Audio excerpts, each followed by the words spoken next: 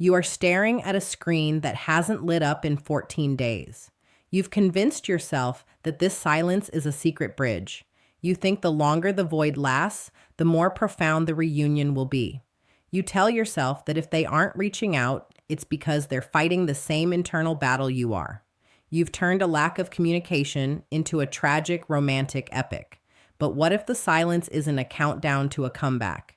What if it's just the sound of a dead connection finally going cold? Let's stop the bleeding right here. You are currently living in the theater of almost. You are sitting in the front row of an empty stage, waiting for a play to start that hasn't even been written. Both of you are in no contact. You call it a strategy. You call it space. You call it a test of fate. But in the real world, away from the poetic lies you tell your nervous system, a relationship is defined by what is happening, not by what is absent. If there are no calls, no efforts, no repair, and no movement, then there is no relationship. There is only a memory. And you cannot build a future on a memory that refuses to speak. You've been romanticizing the distance. You think that because neither of you has broken, the feelings must be equal. You imagine them sitting in a dark room, staring at your name on their phone, struggling with the same pride that's keeping you paralyzed. Maybe they are, but pride is a terrible foundation for love. If the only thing you have in common right now is the ability to ignore each other, what are you actually winning? You aren't winning a war of devotion. You're winning a competition of who can be the most isolated. Silence is not a language. It is a vacuum. And when you try to translate silence to mean love, you aren't being wise. You are being desperate. You are looking for a pulse in a ghost. The truth is that no contact reveals exactly what the words used to hide. When the talking stops, the noise of the what ifs and the some days fades away. What's left is the raw reality. If someone wanted to build a life with you, silence would never be their long-term strategy. It wouldn't be a tool they use to keep you at arm's length. They would value the connection more than they value their ego. Why do you think this is happening? Why do two people who claim to have had a world-shattering connection end up locked in a stalemate like statues? It's because emotion without maturity is a trap. You can have all the chemistry in the world, but if you don't have the character to bridge the gap during a conflict, that chemistry will eventually poison you. Many people know how to feel.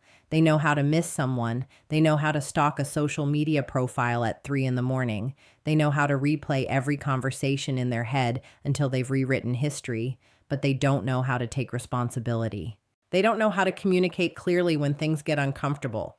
Part of you likes this ambiguity. Be honest. The silence keeps the fantasy alive. As long as nobody speaks, nobody gets rejected. As long as nobody reaches out, you don't have to face the terrifying possibility that they might have moved on. You get to stay in this halfway house of hope where you can still imagine a perfect ending. But avoidance has a price tag that you can't afford. It's costing you your sleep. It's costing you your focus. It's costing you the version of yourself that used to be ambitious and present. You've become a guard standing at the door of a dead conversation, waiting for a ghost to walk back in and say the things you needed to hear months ago. Your life is on hold. You check your phone with a nervous system that is tied to someone who isn't showing up. You've turned restraint into a weapon. You ask yourself, do they miss me? That is the wrong question. The right question is, why am I still emotionally available to someone who isn't actively building a life with me? You've stopped training. You've stopped working with intensity. You've stopped laughing with your friends without checking your pocket for a vibration that never comes. You are shrinking. No contact isn't always a game of power. Sometimes it's an exposure. It exposes the truth of the bond. It shows you whether what you had was sustainable or whether it only felt powerful because it was inconsistent. Some of you weren't addicted to the person. You were addicted to the uncertainty. You were addicted to the highs and lows, the craving and the relief. That isn't love. That's a chemical loop. It's your brain confusing unpredictability with significance. You think because it hurts this much, it must be meant to be. But some of the worst things for you feel the most intense. Look at the possibilities. Either the bond lacked the maturity to survive pressure, or one of you is choosing pride over peace. Maybe you both know deep down that this doesn't lead anywhere healthy. Or maybe life forced a distance that neither of you has the courage to bridge. Whatever the reason, the result is the same. You are alone. A gap is not a commitment. A stalemate is not a relationship. The immature mind asks who will break first. The mature mind asks why they would want to be in a dynamic where communication feels like losing. You need to become the person who views silence as data, not as a riddle to be solved. Data is useful. It tells you that as of this moment, you are not a priority. It tells you that the other person is capable of existing without you. It tells you that the connection was not strong enough to overcome the silence. Stop turning this silence into a love story. Stop narrating the void. Stop assigning noble meanings to a lack of action. If it isn't being expressed in the physical world, it does not get to dominate your inner world. Feel the pain? Yes, but do not worship it. Stop checking for signs. Every time you go looking for an indirect post, a digital footprint, or a hidden meaning in a playlist, you are torturing yourself with a Wi-Fi connection. You are reinforcing the belief that your happiness is outside of your control. It isn't. Tell yourself the truth in one sentence. Right now, there is no relationship here. Say it out loud until your chest stops tightening. Clarity is a bitter medicine, but it's the only thing that will cure the infection of maybe. You need to redirect your energy, not softly, intelligently and with force. Train your body until it's tired. Fix your sleep. Clean your environment. Stack days of discipline. Pain needs a container. If you just let it sit there, it will rot your spirit. If you direct it, it will refine you. You need to review your standards. You used to value consistency and communication. Now you're making exceptions for someone who only offers absence. Intensity can kiss you and still ruin your life. Stability is where trust lives. If they ever contact you again, you must meet them with clarity, not hunger. Don't respond from a place of relief. Respond from your standards.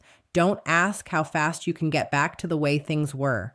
Ask what would have to be true for this to be healthy. If there isn't a clear, actionable answer, then the silence has already taught you everything you need to know. Clean pain heals faster than dirty hope. Thinking about someone isn't enough. Potential isn't enough. History isn't enough. If a connection doesn't become effort and responsibility, it doesn't deserve a seat at the table of your future. You were not put on this earth to be a monument to unfinished business. You weren't built to sit in emotional limbo. You are not a backup plan. The strongest version of you doesn't need closure from someone else. He creates his own direction. He can grieve the loss and still move toward his goals. He can care about someone and still choose to keep his distance. He can be disappointed without becoming desperate. He can love without losing his name. Self-respect changes what you tolerate. It changes the stories you tell yourself at night. It changes whether silence feels like a prison or like information. Stop asking the silence to explain itself. Hear it for what it is, and then move. Your power doesn't come back when they text. It doesn't come back when they apologize. It comes back when you return to yourself. Stand up straight. Breathe. Stop feeding the fantasy. Stop negotiating with what is absent. Choose the real path. Choose the version of you that would rather be alone in peace than attached in confusion. You are the answer, not their message. You, your discipline, your clarity, and your refusal to settle for a ghost. That is the win.